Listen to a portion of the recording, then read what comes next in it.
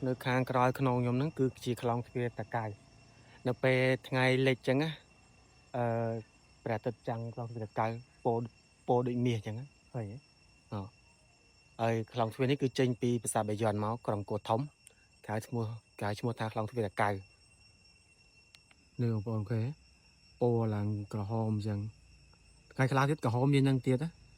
ឥឡូវនោះមានអ្នកមកថតរូបជាច្រើនហើយហ្នឹងគឺថតស្អាតមុខខ្ញុំគឺយើងទៅប្រាសាទបាយ័នចំប្រាសាទបាយ័នតែម្ដងពេលថ្ងៃលេខគឺស្អាតមែនតើហើយនិយាយទៅអ្នកដែលមកលេងសៀមរាបកំហុសដ៏ធំបំផុតគឺខ្វះអ្នកថតរូបឲ្យតែបើមកដល់លេងសៀមរាបមានអ្នកថតរូបឲ្យចឹងគឺស្អាត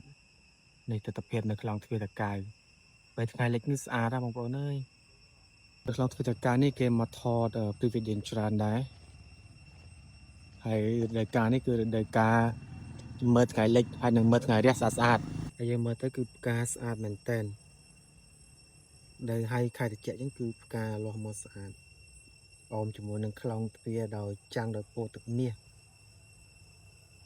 និយាយទៅនៅសៀមរាបសបោកន្លែងថតរូបច្រើនមែនតើស្អាតសបោទៅដោយតំបន់ទេសចរច្រើនទេសចរធម្មជាតិហើយសបោទៅដោយទេសចរធម្មជាតិមានប្រាសាទបន្ទាប់ពីប្រាសាទគឺមានព្រៃតាមបឹងនៅទៅសៀមរាបគឺជាកន្លែងមួយដែលតាក់ទាញអារម្មណ៍បងប្អូននៅស្រុកខ្មែរនិងនៅក្រៅចាប់អារម្មណ៍ច្រើន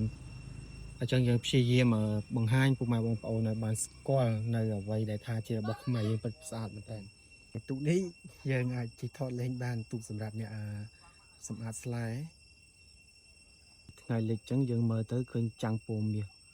ភាសាខ្លងទ្វារតកៅគឺចាំងពោមាសគឺស្អាតជាងគេនៅពេលល្ងាចឡើងមានលោកខែកណ្ដាលថ្ងៃចេះកណ្ដាលថ្ងៃចេះហ្នឹងល្ងាចហើយប៉ុន្តែរះឃើញលឺតែម្ដងបងនៅពេលដែលយើងមកថតពេលល្ងាចឡើងណាស្អាតណាស់ខ្លងទ្វារតកៅនៅខាងក្រោយក្នុងខ្ញុំបងប្អូនខ្លះអត់ស្គាល់អញ្ចឹងបងប្អូនគ្រាន់តែមកដល់ប្រាសាទបាយ័នបងប្អូនអាចសួរគេខាងកន្លែងណាទៅខ្លងទ្វារតកៅនេះស្អាតឥឡូវថ្ងៃលិចហើយបាត់រៀងចាំងខ្លងទ្វារអរគុណច្រើនបាយ